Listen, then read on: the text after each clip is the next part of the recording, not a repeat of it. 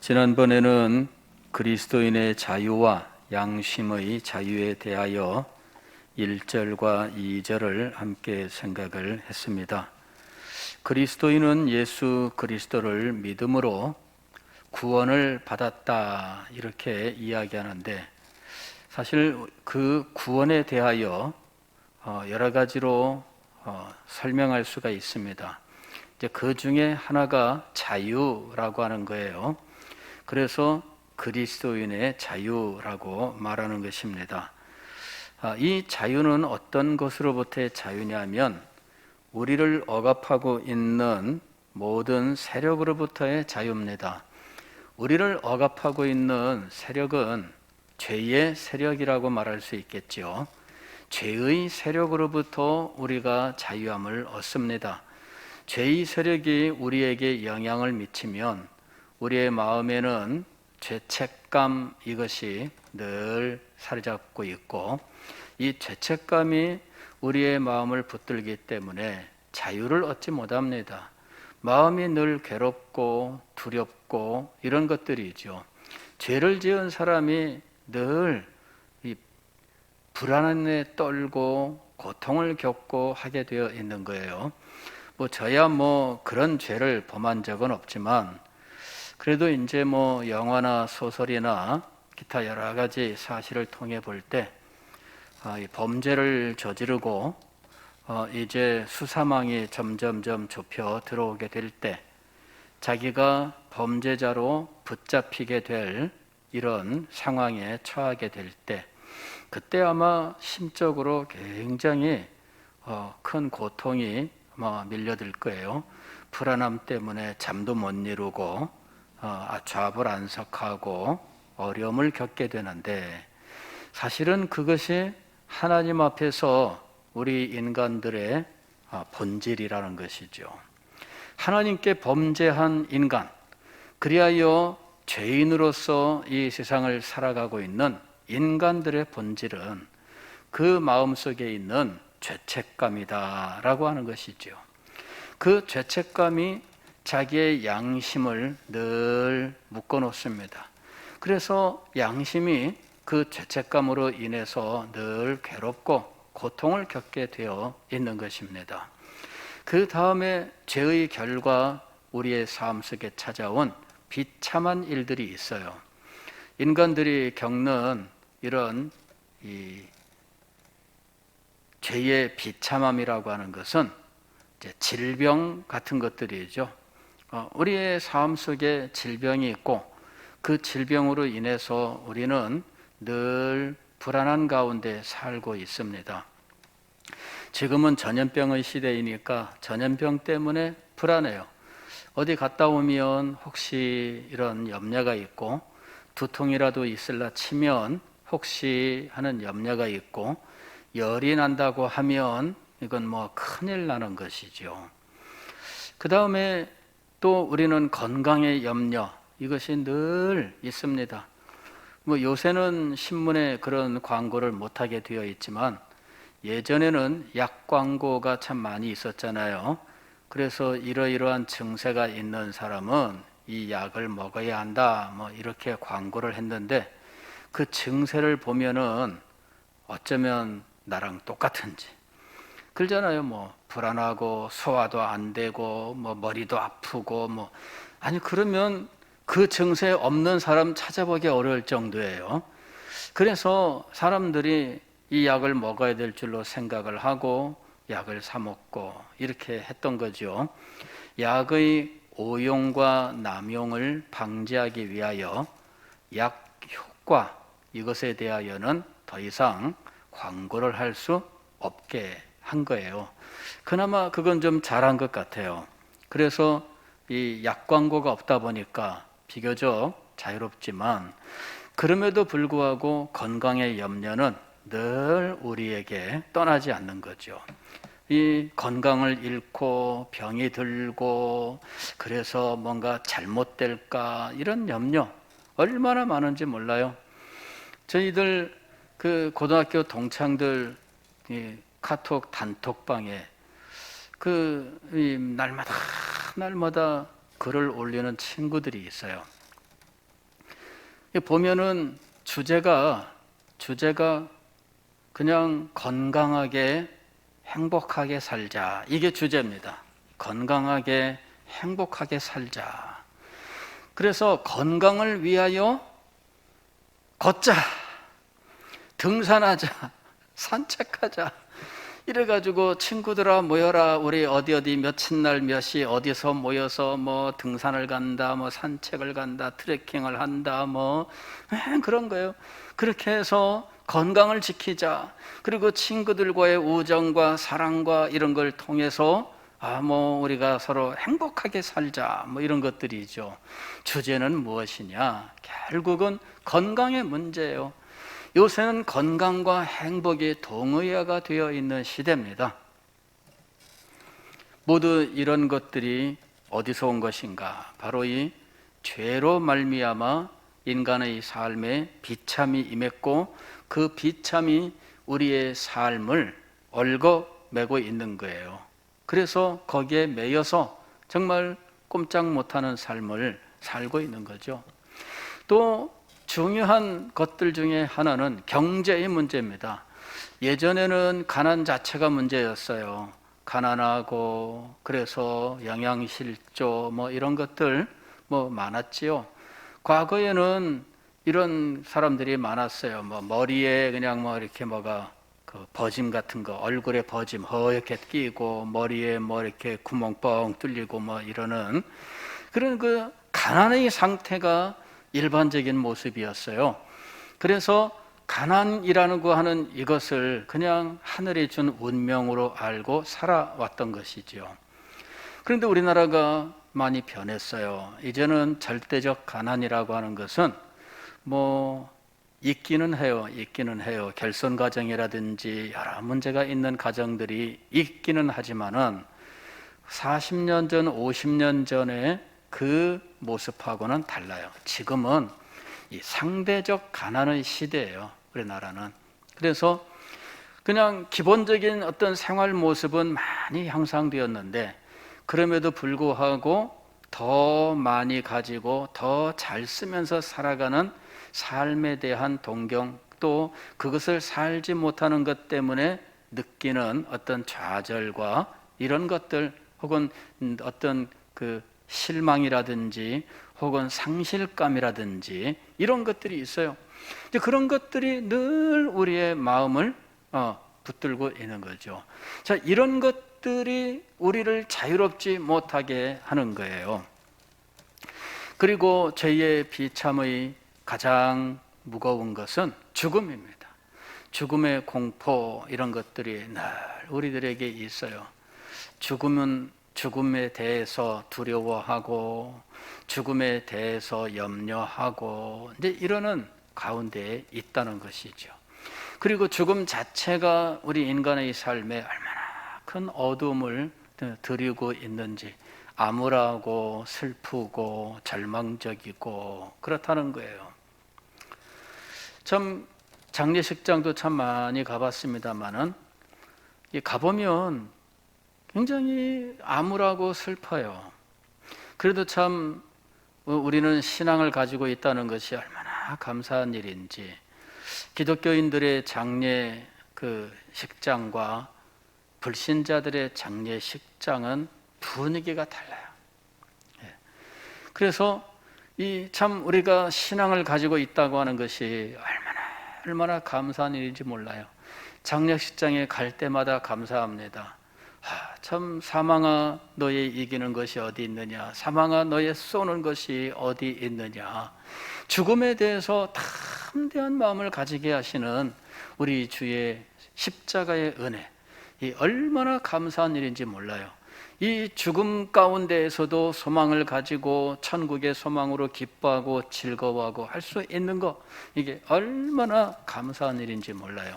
그러나 바로 그 옆에 있는 빈소에서는 절망의 울음소리, 통곡소리, 비명소리 뭐 이런 것들, 넋을놓고 앉아있는 이런 모습들, 그런 걸 볼 때마다 참 기도를 드립니다. 주여 저곳에 생명의 은혜를 주옵소서.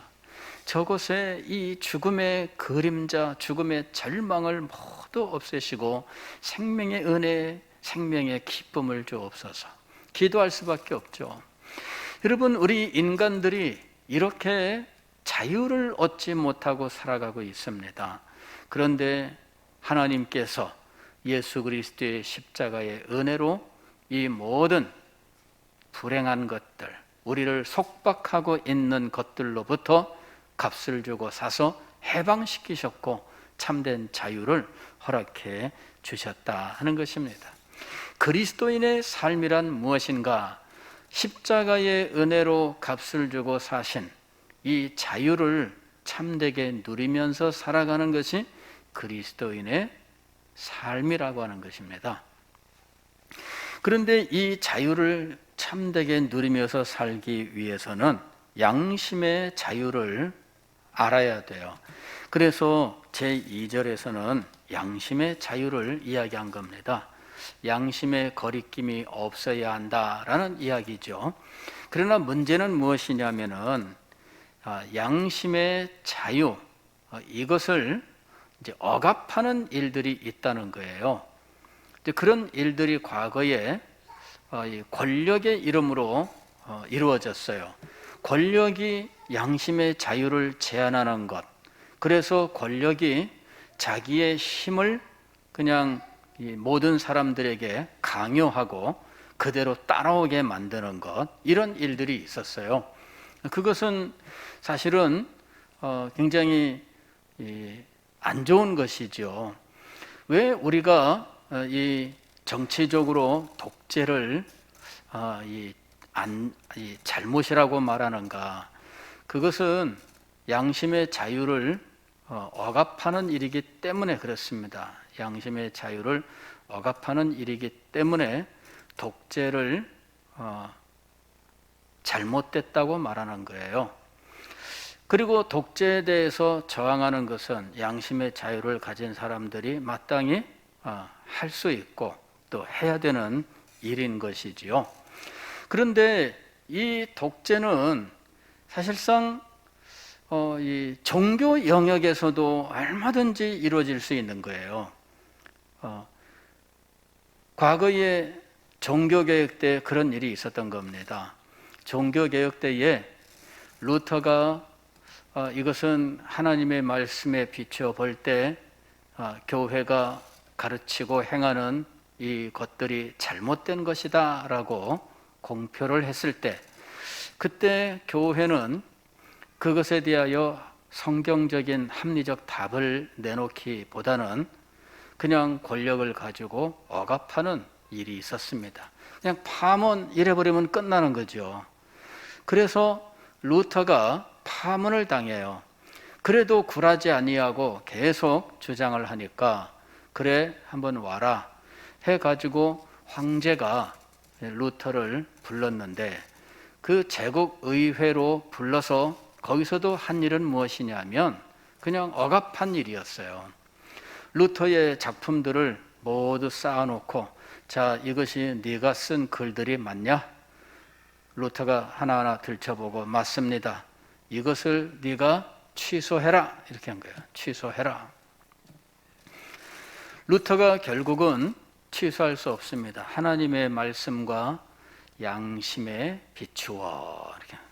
하나님의 말씀과 양심에 비추어 어긋나지 않는다면 나는 하나도 취소할 수 없습니다. 이렇게 얘기하는 거예요. 이럴 때 말한 게 뭐냐면은 하나님의 말씀과 양심이에요. 내가 하나님의 말씀을 연구했고 그 하나님의 말씀의 뜻을 내가 알게 되었는데, 하나님의 말씀의 뜻과 다른 것을 가르친다면, 그리고 그것을 강제한다면 내 양심이 그것을 따를 수 없다라는 것이죠. 이때 이 양심은 무엇에 매이는가? 하나님의 말씀에 매이는 거예요. 하나님의 말씀에 매여서 하나님의 말씀을 따르지 않을 수 없노라 하는 것이죠.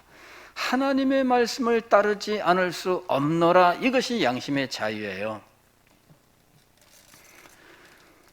과거에 사도들이 베드로 사도가 미문에서 안진뱅이를 일으키고 나서 이제 붙잡혀가게 되잖아요. 그럴 때에 대제사장과 바리새인들이 예수의 이름으로는 아무것도 말하지 말라라고 이렇게 위협을 하게 됩니다. 그때 사도가 어떻게 대답을 합니까? 사람의 뜻을 따르는 것이 옳으냐, 하나님의 뜻을 따르는 것이 옳으냐? 한번 대답해봐라. 우리는 하나님의 뜻을 따르지 않을 수 없다. 우리는 하나님의 뜻을 따라야 된다. 이렇게 대답을 하는 거예요. 그게 바로 양심의 자유입니다. 우리는 하나님의 말씀을 따르는 사람들이에요. 하나님의 뜻을 순종하는 사람들이에요. 그리고 하나님의 뜻이 아닌 것을 강요한다면 우리는 그것을 따를 수가 없다는 것이죠. 이것이 바로 양심의 자유입니다. 제2절을 보게 되면은 하나님만이 양심의 주인이시며 믿음과 예배의 문제들에 있어 하나님의 말씀에 반대되거나 어긋나는 것 안에 있는 사람의 교훈과 계명으로부터 양심을 자유하게 하셨다. 그래서 이 중세 교회가 그 권력을 가지고 이 사회를 꽉 짜여진 틀 안에서 운영해 갈 때 하나님의 말씀에 어긋나는 제도, 하나님의 말씀에 어긋나는 주장들로 이루어져 있을 때 그런 것들을 거부하고 하나님의 말씀으로 돌아가자 이렇게 할 수 있었던 거예요. 하나님의 말씀으로 돌아갈 수 있었던 것은 말씀에 순종할 수밖에 없는 양심의 자유 때문입니다. 그 당시에 로마 교회는 교회가 권력을 가지고 있고 이 교회는 그 권세로서 명령하기 때문에 당연히 교회의 가르침에 따라야 된다. 그렇게 주장을 한 거예요. 그러나 교회의 주장이라 할지라도 하나님의 말씀에 어긋난다면 따를 수 없다라고 하는 것이 종교개혁자들의 주장이었어요. 그리고 이 사상이 오늘 우리 개신교를 만든 겁니다.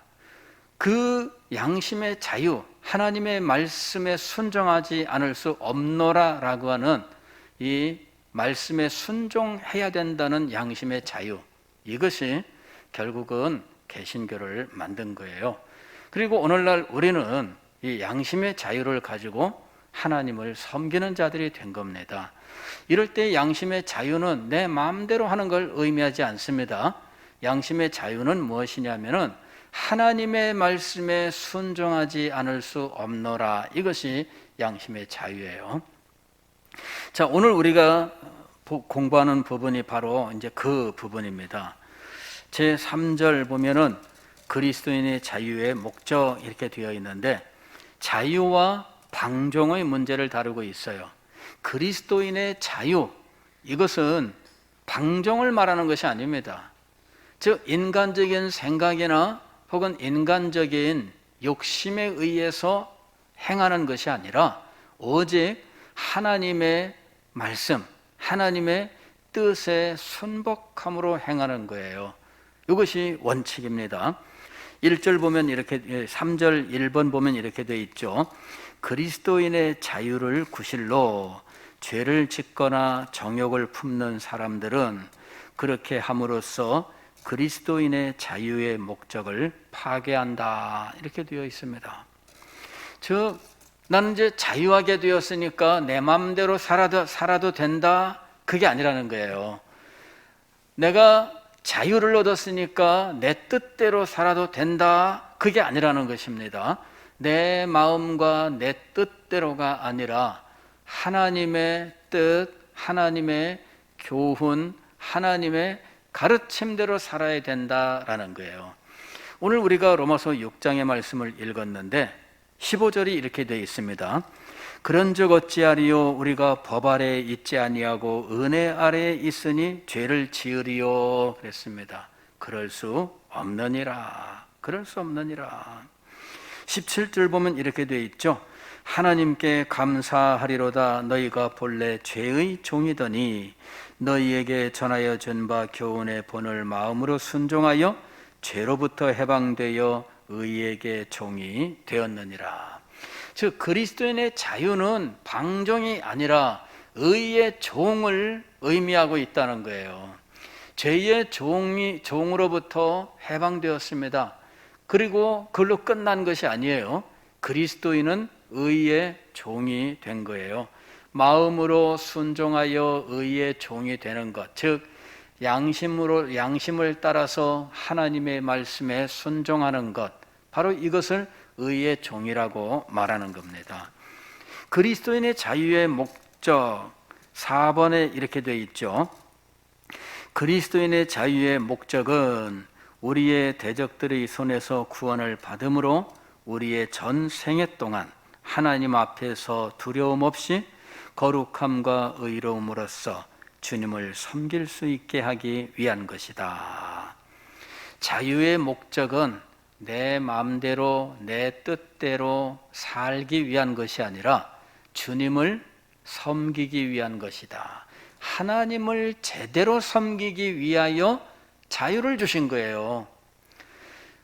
하나님을 제대로 섬기지 않고 인간의 뜻대로 자기의 정욕대로 살기 위하여 자유를 주신 게 아닙니다. 그렇다면 그리스도의 십자가가 없어도 그냥 그대로 놓아두면 되는 거였어요. 그리스도의 십자가 없이 그대로 놓아두면 인간은 자기 마음대로 자기의 정욕대로 살잖아요. 그게 죄인의 삶의 모습이에요. 그런데 그리스도의 십자가로 말미암아 구원을 받았습니다. 죄로부터 자유를 얻었습니다. 그리고 죄의 비참으로부터 우리가 구원을 받았습니다. 그런데도 불구하고 죄인처럼 똑같이 살기를 원하는가 하는 것이죠. 그렇지 않다는 겁니다. 그리스도인의 자유, 즉 죄의 종으로부터 자유케 하신 목적은 하나님을 섬기기 위한 거예요. 하나님을 섬기기 위한 거. 이 9번이 바로 그 목적입니다. 주님을 섬길 수 있게 하기 위한 것이다.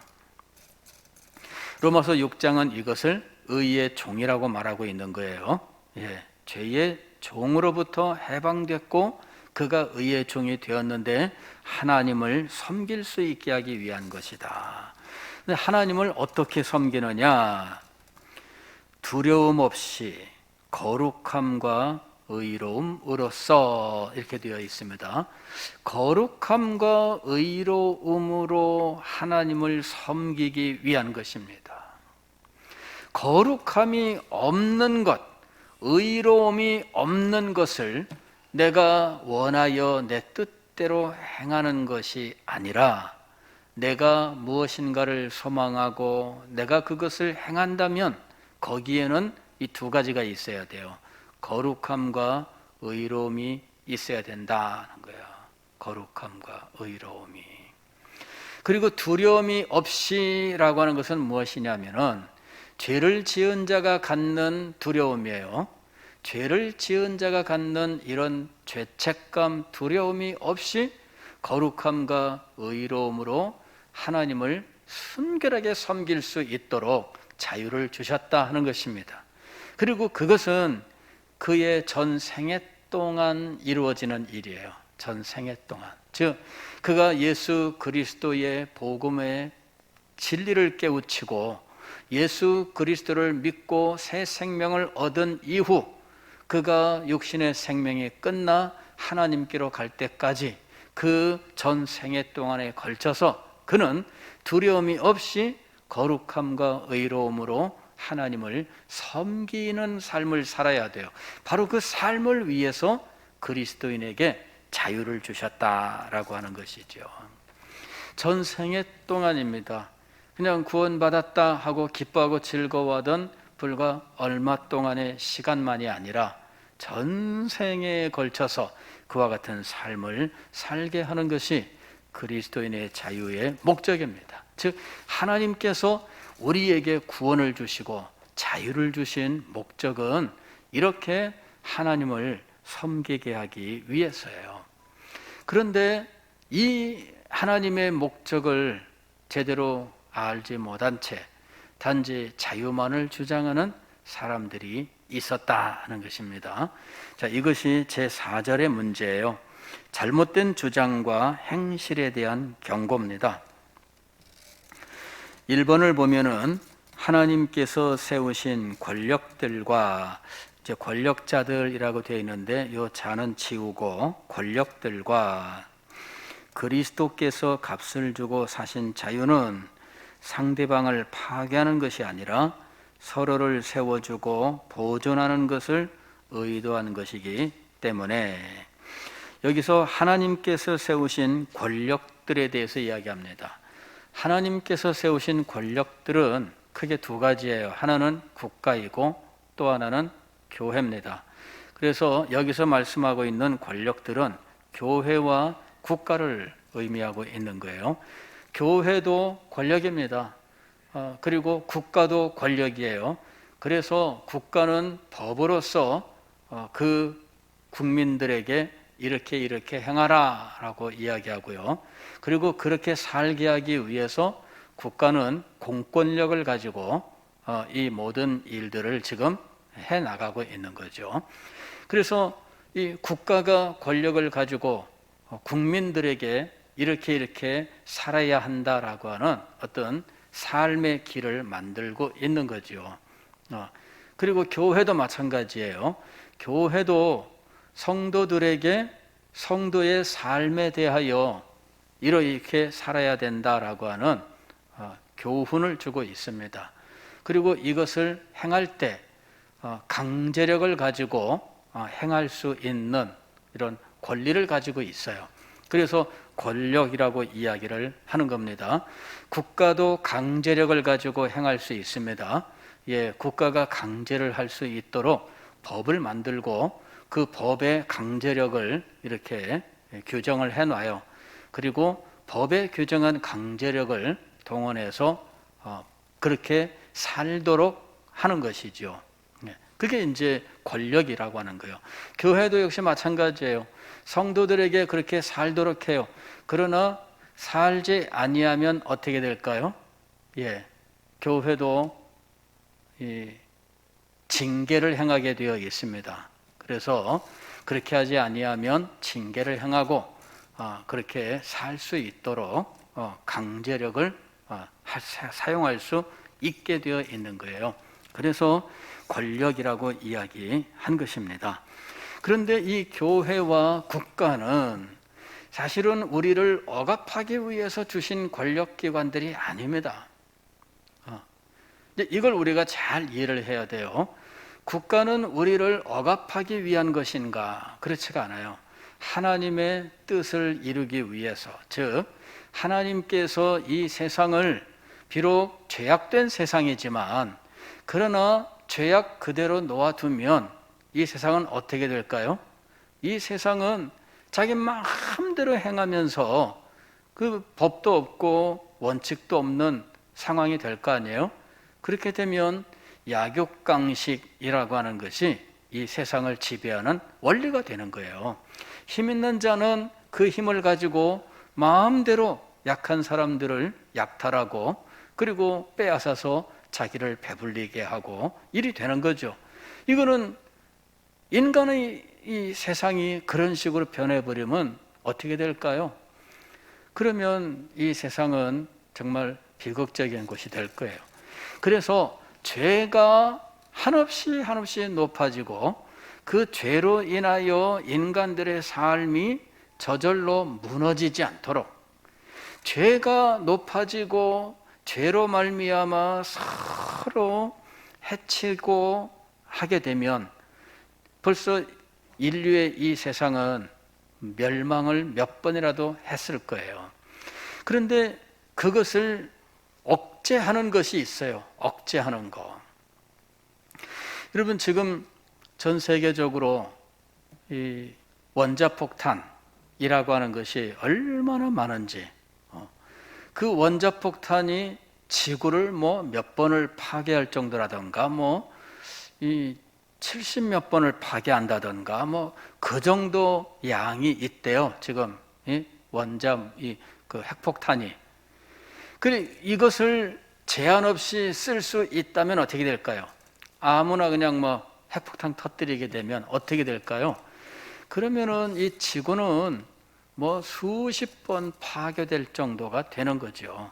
아니 뭐 수십 번 파괴될 그럴 기회도 없어요. 한 번 파괴되면 끝나는 거죠. 예. 근데 지금 핵전쟁은 일어나지 않죠. 왜 그럴까요? 억제하는 것이 있기 때문이에요. 억제하는 거. 이 서로 견제를 하고 그래서 핵폭탄을 발사하지 못하도록 하는 이와 같은 억제하는 조약이 있어요. 그래서 이 핵 관리를 아주 엄격하게 하고 있는 거예요. 과거에 그 소련과 미국이 서로 이 냉전 시대에 있을 때, 냉전하고 있었던 그 냉전 시대에 그때 항상 이 핵폭탄, 핵전쟁의 위협, 그래서 지구가 멸망한다 해가지고 이 지구 멸망 시계를 늘 작동시켜 놨었어요. 그래서 긴장이 높아지면은 이 시계 이렇게 해가지고 이제 5분 전, 뭐 이렇게 뭐 3분 전, 막 이런 식으로 시계를 늘 발표를 했습니다. 지구 멸망 시계 해가지고. 근데 그 시계가 어떤 역할을 한 걸까요? 사람들한테 경각심을 주어서 우리가 그냥 끝까지 가면 안 되겠구나. 서로 한 발자씩 물러가게 하고 이렇게 해서 지내온 거죠. 이제는 뭐 그런 공산주의와 민주주의라고 하는 이런 동서냉전 이것이 이제 끝났습니다. 이제 소련이 붕괴하고 러시아가 되고 소련을 이루고 있던 연방 국가들이 독립을 하게 되면서 이제는 그런 시대가 끝났어요. 이제는 이념으로 인해서 냉전 상태로 들어가 있지는 않아요. 그러나 핵폭탄 관리 이것은 지금도 엄격하게 하고 있는 거죠. 안 그러면 지구는 멸망하는 거예요. 하나님께서 왜 이 세상에 국가를 주셨느냐? 그것은 바로 이와 같이 죄로 말미암아 자기 욕심대로 행하다가 죄인들이 멸망하지 않도록 복음이 임하여 구원하기까지 이 세상을 하나님께서 존속하게 하신 거예요. 죄인들은 진즉 심판을 받아 멸망해야 되지만 그러나 죄인들에게도 기회를 주시고 죄인들에게 그나마 이 세상을 살아갈 수 있도록 하셨던 거죠. 이것이 모두 하나님의 은혜입니다. 이것을 우리는 일반 은총이라고 말하는 거예요. 이런 하나님의 일반 은총 가운데에 하나님의 이 복음의 구원, 이 하나님의 특별 은총이 임하여서 이 세상을 구원하시는 거지요. 바로 그것을 이루기 위해서 하나님께서는 국가를 주신 거예요. 그리고 이제 복음이 전파되면서 기독교 국가들이 생기게 되었습니다. 기독교 국가들은 바로 이 교회를 보호하고 교회가 신앙으로 성도들을 지도하는 것을 보호하기 위하여 하나님께서 세우신 기관인 거죠. 그래서 기독교 국가의 이 국가들은 교회를 존중하고 그리고 교회가 복음 전파 또 성도들을 말씀으로 양육할 수 있도록 모든 것들을 지원해야 했다는 것입니다. 그것이 하나님께서 국가에게 주신 사명이었던 거예요. 기독교 국가가 아니라면 죄로 말미암아 멸망하는 것을 억제하기 위한 목적이었고 기독교 국가라면 교회를 보호하고 성도들을 보호하고 말씀으로 교회가 발전할 수 있도록 지원해 주는 목적을 가지고 있었다라고 하는 것이죠. 그래서 서로 협조해야 돼요. 그런데 무슨 일들이 벌어졌느냐 하면 국가가 교회의 일들을 간섭하고 국가가 통치하기에 쉬운 방향으로 모든 일들을 진행해 나가는 일들이 있었다는 것입니다. 기독교 국가에서 과거에 모두 왕국들이죠. 현재같이 대통령 이런 시대는 그런 것은 없었어요. 역사 속에서. 그러니까 바로 이런 그 왕국들인데 왕이 통치의 편의를 위해서 교회의 모든 권세를 왕이 소유하고 왕이 법을 만들어서 그래 해라 하는 대로 해야 되는 이제 이런 상황이 된 거죠. 그럴 때에 교회 안에서 이것에 대하여 저항하는 일들이 있었어요.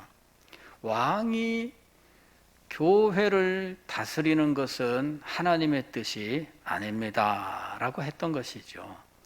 교회는 교회대로 하나님께서 세우신 기관이고 왕이 통치하는 국가는 그 하나님께서 교회와 달리 세워놓으신 기관인데 왕이 이 국가기관과 교회기관 두 개를 홀로 통치하는 것이 아니라 국가는 국가대로 교회는 교회대로 하나님께서 세우신 그 사람들을 통해서, 즉 국가는 왕을 통해서, 그리고 교회는 교회에서 세우신 직분자들을 통해서 하나님이 통치하고 계시는 것이고 교회와 국가 사이에는 서로 협력하고 도와줘야 된다라고 하는 것이었어요.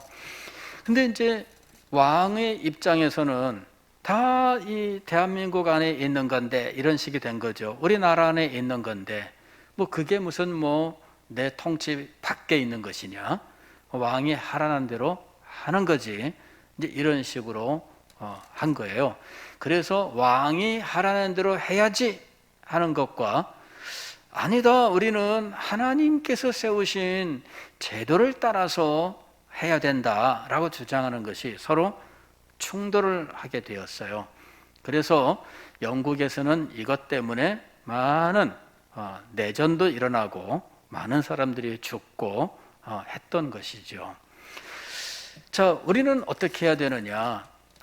교회도 하나님이 세우신 기관이며 국가도 하나님께서 세우신 기관이다. 그리고 서로는 상대방을 해치기 위한 기관이 아니라 서로 세워주고 서로 유지하고 지속하기 위해서 협조해야 되는 기관이다라는 것과 그런 기관들이 합법적으로 통치할 때에는 우리들이 모두 순종해야 된다라는 거예요.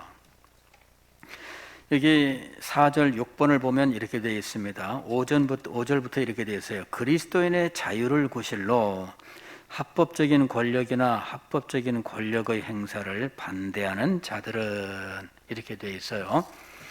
이건 뭐냐면 여기서 합법적인 이란 말은 뭐냐면은 2절에서 하나님의 말씀에 따라서라는 것과 같은 거예요. 합법적인 것은 하나님의 말씀에 따라서라는 거예요. 권력도 하나님의 말씀에 따라서 또 교회도 하나님의 말씀에 따라서 세워져야 돼요. 그리고 그 모든 행위들, 즉 국가의 통치 행위나 교회가 성도들을 지도하는 모든 것들은 하나님의 말씀, 그 원칙 위에 세워져야 된다라는 거예요. 그리고 그 말씀의 원칙에 따라서 가르치는 것들은 순종해야 됩니다. 그런데 그리스도인의 자유를 구실로 순종하지 않고 마음대로 살려고 하면은 안 된다라는 거예요. 여기 7번부터 보면 이렇게 되어 있죠. 그것이 세속적인 권력이든지 교회적인 권력이든지 하나님의 규례를 거역하는 것이다. 즉 합법적으로 통치하는 일들에 대하여 거역하는 것은 하나님을 거역하는 것이다 하는 거예요. 하나님을 거역하는 것이다. 왜? 하나님께서 주신 말씀의 원리 위에서 행하고 있는데 그것을 거부한다면은 그것은 하나님을 거역하는 것이다 하는 거예요. 또 그러한 의견을 공표하거나, 즉 나는 자유다 이렇게 그러한 행위를 주장하는 것은 본성의 빛이나 신앙이나 예배 또는 행실에 관하여 잘 알려진 기독교의 원리들이나 경건의 능력에 상반되는 것이다. 하나님을 거역하는 것일 뿐만 아니라 우리의 본성의 빛에도 어긋나며 또 기독교의 어떤 그 가르침이나 경건의 능력과도 어긋나는 것이다 라는 이야기예요. 그 다음에 이제 불순종하게 되면은 어떻게 될 것이냐. 불순종하는 경우에는 처벌을 받을 수 있다. 처벌할 수 있다라는 이야기를 하는 거예요. 13번부터 보면 이렇게 되어 있죠. 또는 그러한 잘못된 주장이나 행위들은 자신의 본성으로나 그것들을 공표하고 주장하는 방법으로서 그리스도께서 교회 안에 세우신 외적인 평화와 질서를 파괴하는 것으로서, 즉 이렇게 불순종하는 것들은 그리스도께서 세우신 교회의 질서를 파괴하는 것이다. 그래서 교회의 책망을 받아 법적으로 책임을 추궁당하고 소송을 당할 수 있다. 교회로부터는 소위 말하면은 권징이라고 하는 것이 행해질 수 있다라는 것이고요. 국가로부터는 처벌을 받을 수 있다라는 거예요. 그리고 그런 것들은 마땅한 일이다라는 것입니다. 교회가 권징을 행하는 것은 마땅한 것이고 국가가 가령 재판을 해서 소송을 통하여 이 사람을 처벌하는 것은 합당한 것이다 라는 것입니다. 양심의 자유는 방종을 보호하지 않아요. 이게 바로 그 얘기입니다. 방종을 보호하지 않는다라는 거예요. 언제나 우리는 하나님의 말씀의 원칙에 순종한다라고 하는 것이 우리의 양심이라고 하는 걸 알아야 돼요. 양심은 내 마음대로가 양심이 아니라 하나님의 말씀에 순종합니다라고 하는 이것이 양심이에요. 이 양심의 원칙을 따라서 우리가 살아가야 된다라는 것입니다. 내 마음과 내 뜻대로 정욕을 만족시키기 위해 사는 것이 아니라 하나님의 뜻을 이루어 하나님을 섬기기 위해서 살아갑니다. 이것이 양심의 자유인 것입니다. 기도하겠습니다.